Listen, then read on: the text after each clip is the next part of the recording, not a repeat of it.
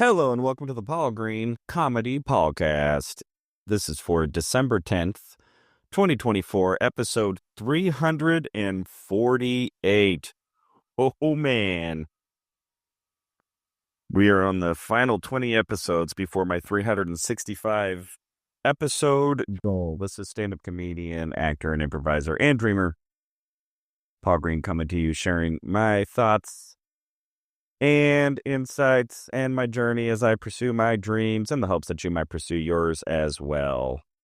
So, I have been road tripping this week. It started by heading out to Simi Valley, north of Los Angeles, on Sunday. And then I had a gig at the Denny's back room. Oh, man. There's nothing like being in the hustle and grind phase as a comedian. You know, you just take whatever gig you can get and do the best you can and just hope you have a good time and, you know, make at least a little bit of money to try to make it worth your while. And overall, I did have a good time in the Denny's back room. The crowd they were a little different. The good news is they were only there for a comedy show. You know, it was kind of like an isolated, not entirely isolated. It wasn't like a closed room, but it was sort of like a back room area.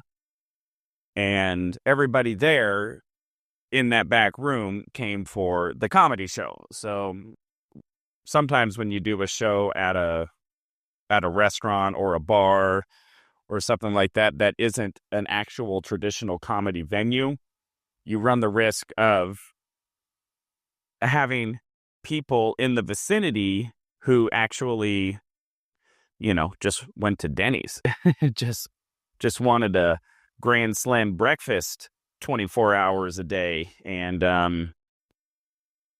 you know, are actually upset that there's a comedy show because it's like, you know, they came with their significant other or whatever, and they just want to enjoy a night out and have zero interest in the stand-up comedy show.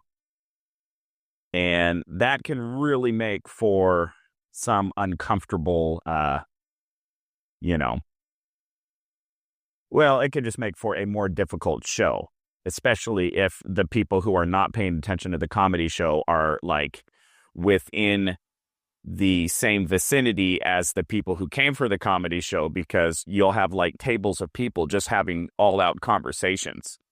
And, you know, you're trying to like get the audience who is there for the comedy show focused and entertained. And then there's like tables of people talking. So this particular show didn't have any of that, because it was in that back room and everybody in that back room did come from the comedy show, but it was still really distracting because it was very, very tight quarters. As I mentioned the other day, I could reach out and touch the head of the table sitting right in front of me.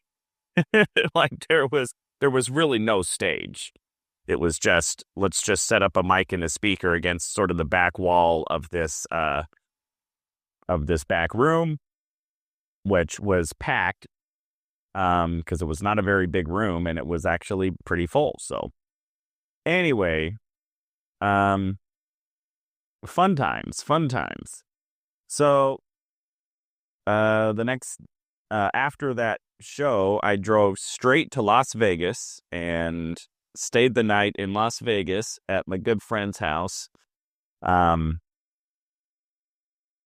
Really grateful to have friends like her. She actually started out as a super fan of mine when I used to perform improv down in Scottsdale and the Mesa area, and her name's Edna, and she used to come to the shows all the time, and so we became friends that way. And now she lives in Vegas in a nice house that has a spare bedroom, and she said, anytime you're coming through, you can stay with me. And that is just such a huge blessing. So I woke up this morning in Vegas, still had a bunch of work to get done, and then hopped on the road and then drove to Salt Lake City, where I'm staying tonight. And actually, speaking of good friends, I have an old roommate of mine. We roomed together, gosh, probably back in like 2009, 2010.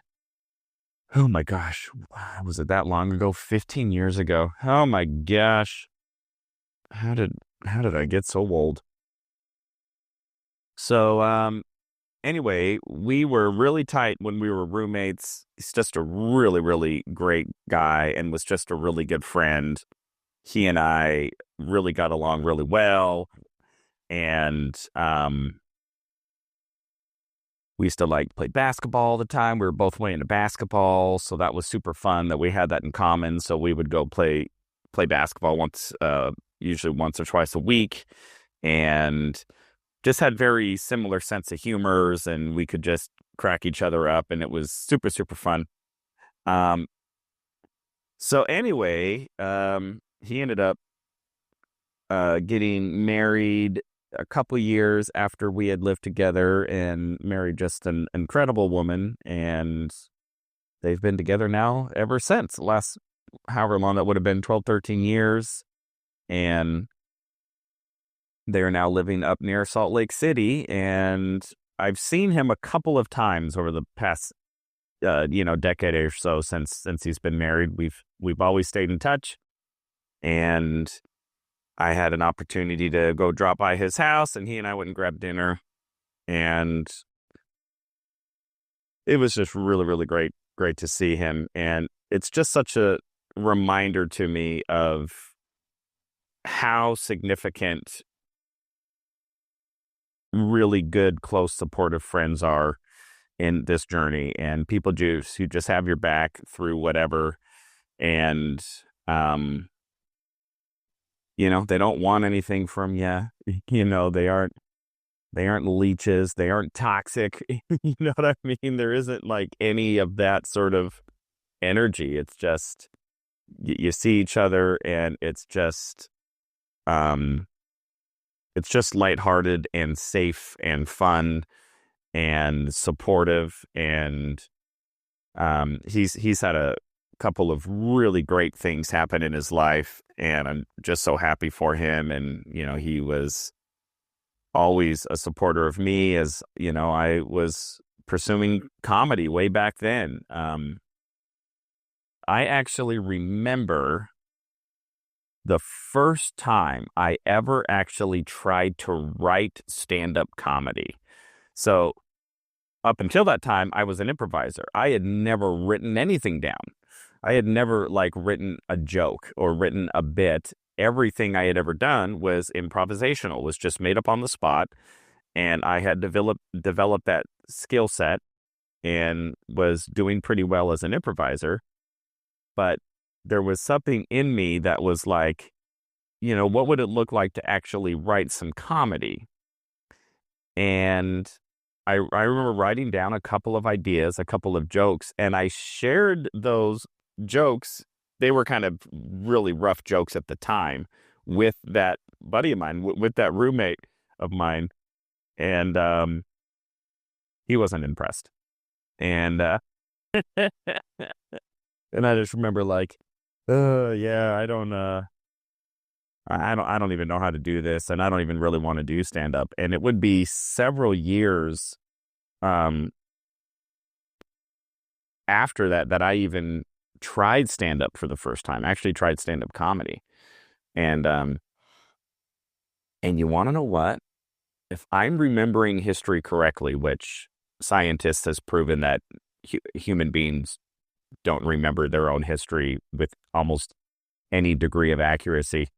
I think 50% of our memory is wrong. But I seem to remember one of the first stand-up comedy joke ideas I ever had. One of the first jokes I ever wrote was um, was this joke about how there's a lot of pop songs that have "na-na" as a principal lyric. And I ended up writing sort of this "na-na" montage. And it was just an idea of mine, and I wrote it down. And I think I actually shared that idea with that roommate, and he was kind of like, "Well, that's not really a joke." And so, and um, and I kind of knew it wasn't really a joke, but I even remember at that time, I'm like, I kind of see this as being like a big closer, and like, I'm just going to do this montage, and just when people think it's done, I'm going to keep going and keep going and keep going. And I still remember the first time I actually did that joke on stage. I did it at in a stand-up comedy class, where I really, really started doing stand-up with Tony Visick. And I had written that joke down years before, even before I even had the audacity or the courage to even try stand-up. And even then, it wasn't like I didn't do it like in my first or second set, like a couple sets into this class. So I'm a few months into the class, and I've done a handful of different stand-up comedy sets, and I'm brand new. I mean, I could barely even get through 5 minutes of material. I mean, I was so green to stand-up comedy. And I remember like, oh, I remember I had that idea for doing a montage of na-na songs. I think I'm going to try that. And it ended up being, to this day, probably one of the best bits I've ever written, and I still haven't let go of it. I don't do it all the time anymore. But anytime I have a much longer set, or I'm headlining and I'm doing like 45 minutes, or I'm doing an hour and I need to like do a lot of material, I'll often go into that na-na bit, because it's like a 2.5, 3 minute bit, and it's always a strong closer. So, but yeah, I seem to remember sitting on the couch next to this old roommate friend of mine and telling him about that idea I had, and him not being impressed. But other than that, no, he's always been incredibly supportive. And so yeah, we haven't actually seen each other in person though in several 3 years. So it was really good to just see him and catch up, and he's doing really, really well. And he's always just been so upbeat, so positive, so uplifting, and as always, yeah, just been a good, solid friend. So that was really great. And now I am just gearing up for tomorrow, because tomorrow is going to be a long day. I've got a full work day during the day, and then Josh Novi and I will be heading down to a town a couple hours south of Salt Lake. I think it's called Richmond.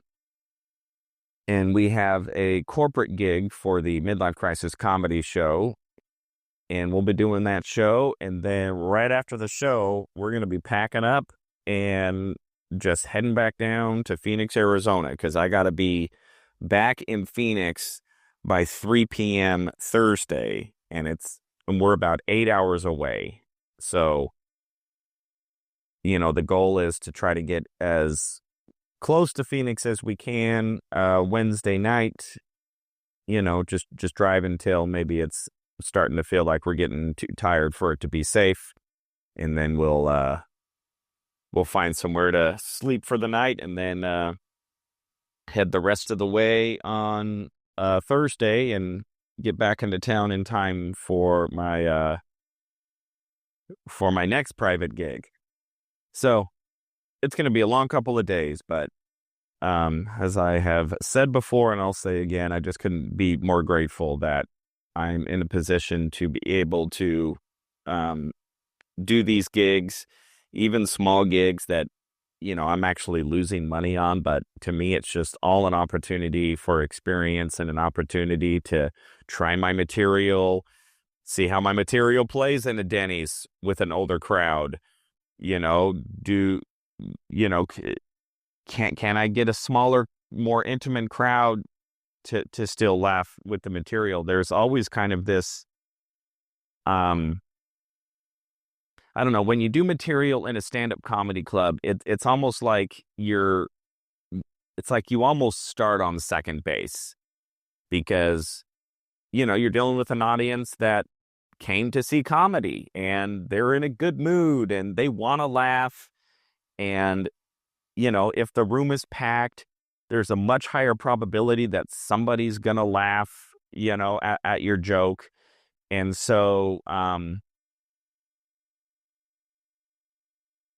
being successful in that environment is much easier.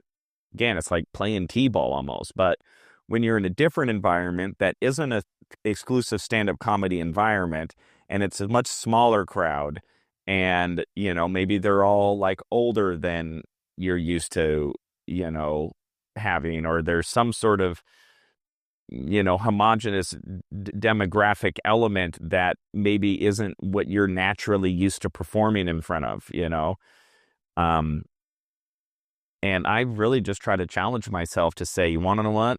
I don't care who the audience is. I'm going to share my material the way that I wrote it, with the same opinions and the same intensity. And if, if they find it funny, great. If not, whatever, instead of me trying to like cater to a specific demographic, like that audience at the Denny's, they were noticeably older. I mean, they were all like, the median age was probably 60. I mean, it was a much, much older crowd. And, and I'm doing jokes about Tinder and being single, right? And so I always have this little voice in my head going like, nobody in this audience is going to understand or get your material because you're talking about being single and dating apps. Probably a lot of people in this room have never even been on a dating app. But they all seem to get it anyway. Even if, maybe it isn't their experience, they're still able to relate to what I'm saying, and they understand at least that dating apps are in the zeitgeist enough that even if they haven't ever been on a dating app, they've probably heard of them. Their kids have been on dating apps. If they have like kids who are my age, which if they're 60, their kids are probably closer to my age, or they have grandkids who are on dating apps, or, they just, saw something on the news, when dating apps started coming out, and they go like, oh, that's interesting. People are dating online. Not like when we got together, when we met at the barn raising, or whatever it is. So, and overall, it went pretty well. I wasn't hitting as hard as I have, in other recent shows, but, it wasn't bombing. I was having a good time. So that is always good. So anyway, it's been a fun trip so far. Really looking forward to the gig tomorrow. We'll see how the Midlife Crisis Comedy Show does at yet another corporate gig. We had one last Friday that ended up going really well. I already sort of did my breakdown of corporate gigs and the risk factor associated with corporate gigs that is not really present in, again, doing like a gig at a designated comedy show. So we'll see how tomorrow's audience does, and hopefully it will go well. So with that, let's talk about some Brené Brown. So I've been re-listening to The Power of Vulnerability, the incredible book by Brené Brown, and just commenting on what my thoughts are and how I see her book playing out in my life and my thoughts and beliefs around the book. And I'm not even out of the introduction. So in the introduction, she gives 10 characteristics of those who have wholehearted lives, the wholehearted. And she sort of, insinuates that the wholehearted living are people who are living very full, abundant, vulnerable lives, as vulnerability is a key component to fulfilling relationships. So the ninth characteristic that she says that the wholehearted possess is they cultivate fulfilling work and they let go of self-doubt. Oh, shoot. I reviewed this right before the podcast, and she uses a really interesting phrase. It's like they let go of self-doubt, and is it should? Okay, I gotta go listen to this again real quick. Letting go of self-doubt and supposed to. That was the second part. So cultivating fulfilling work and letting go of self-doubt and supposed to. And oh man, yeah, there's a lot to unpack. There's a lot to unpack with that. So fulfilling work. I mean, where do we even begin with fulfilling work? Because obviously, when you start talking about fulfilling work, you're going to brush up against the idea of, can you be financially successful while also doing something that you find fulfilling? I think that's sort of the American dream, right? What was the phrase? If you love what you do, you'll never work a day in your life, right? And I struggle with that because I think of how many people, just have to survive. They got to take any job that they can get, and it's not like it's going to be fulfilling. It's like, no, they got a family, or they need to provide, and it's maybe the job is soul sucking and draining, but they're not in a position to be like, well, I want to be happy at work. You know what I mean? So I have a lot of sympathy for so many people's reality, which is, they would love to be fulfilled at their work, but I don't know. I mean, how many people's skill set that they find fulfilling also line up with a job in the job market that is economically sufficient, to support their life and to support their family. So I love the idea. I love the concept. And if I could have one wish this Christmas, it's that everybody would be fulfilled at work.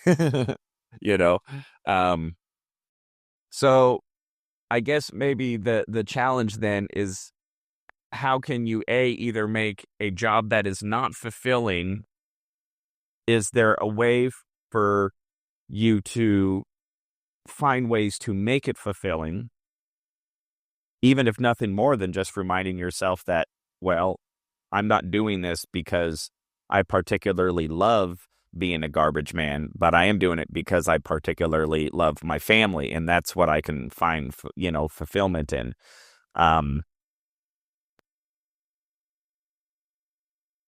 It reminds me of a Homer Simpson, or of a Simpsons episode where, Mr. Burns is trying to like demoralize Homer, and I think he might even quit the power plant because he's so demoralized. But then his family's struggling financially, so he has to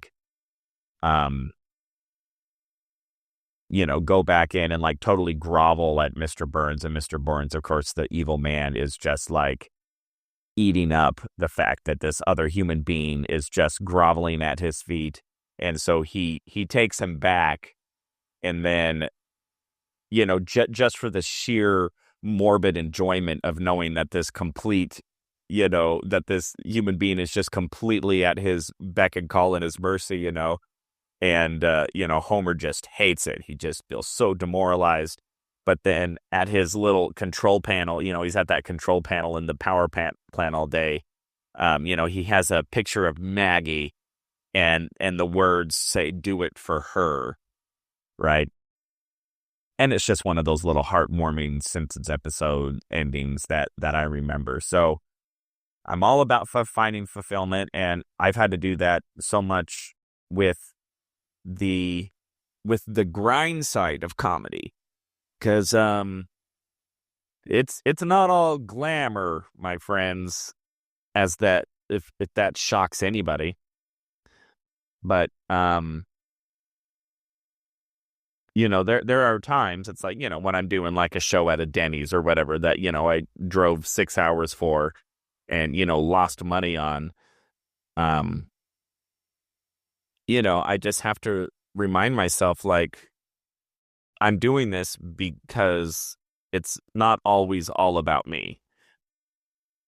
And don't misunderstand, I'm not trying to make myself some sort of saint here.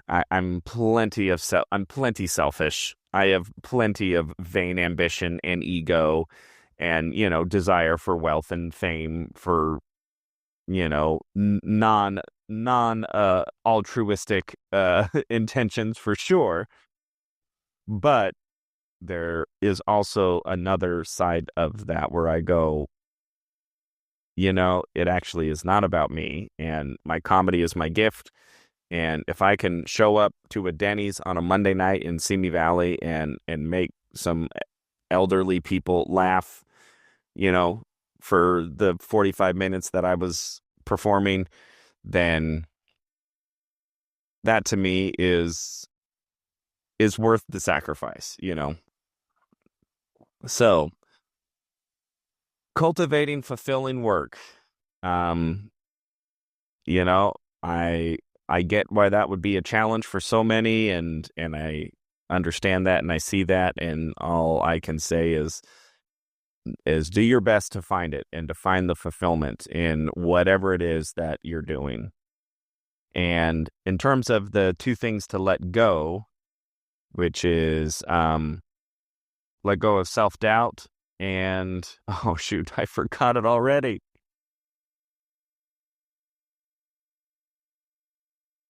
What was it? Like what you should do? It has something to do with that. Like letting go of um like the guilt around what you feel you should be doing but aren't. And man, I've come across that so much in my adult life, that everything that I'm doing is not the right thing, and that I should be more of something else. I should be more um more financially successful, more involved in, like business, more, building a career in a field that, has more economic stability. And man, I've played that game and I've played that shame game for so much of my adult life. And as much as I can, I am trying to work on that and just embrace what I am doing and embrace where I'm at and be grateful for where I'm at and be grateful for the chance that I even get to do comedy, that I have the resources to do it right now, especially when it's, not necessarily economically viable. I'm not able to support myself as a comedian. But to just let go all of that and to just be present and grateful for where I am and what I do get to do. And then in terms of letting go of self-doubt, I mean, good luck with that one. My gosh, I have crippling self-doubt all the time. So I guess I'm not wholehearted yet. But that's something else that I'm working on as well, is just understanding that, like, I'm not always going to feel like I'm crushing life. I'm not always going to feel like I'm the funniest comic in the room. I'm not always going to feel like what I'm doing actually matters, or that I'm building something that's going to eventually lead to greater outcomes. I mean, I've got plenty of self-doubt, and at the same time, I just look at that self-doubt and go, well, yeah, I've got some doubts, but the best that I've been able to do is move forward anyway and just say, yeah, I don't know how this is all going to turn out. I don't know if this is ever going to ultimately be successful. I don't know if I'm ever going to get a big break that, leads to, significant opportunities that allows me to make a living, exclusively as a comedian. And yeah, I have some self-doubt if that's ever going to happen, but I go, well, only one way to find out, and that's just to keep doing it and keep trying and keep honing the craft and keep moving forward. And I've said this plenty of times on the podcast. If you haven't quit yet, you are winning. There's only winning and quitting. There's no such thing as losing. If you are in the game, you are winning. If you're trying, you are winning. If you got up today and you pursued your dream for 5 minutes, even if it made no big difference at all in the grand scheme of things, if you're writing a novel and today you wrote 1 page of that novel and you have 10 pages, you are winning. And I know it may not feel that way, but just trust me, you are winning. So letting go of self-doubt, I don't know if I've necessarily done that yet, but I have definitely done a lot of moving forward despite my self-doubts. So that's probably the best that I can give myself right now. All right, everybody. I hope that was helpful to you. Hope you're out there pursuing your dreams, doing your best, moving forward, and that you are finding fulfillment and joy as you do so. That is all for tonight. This is the Paul Green Comedy Podcast for December 10th, 2024, episode 348. I love you all so much, and I will talk to you tomorrow.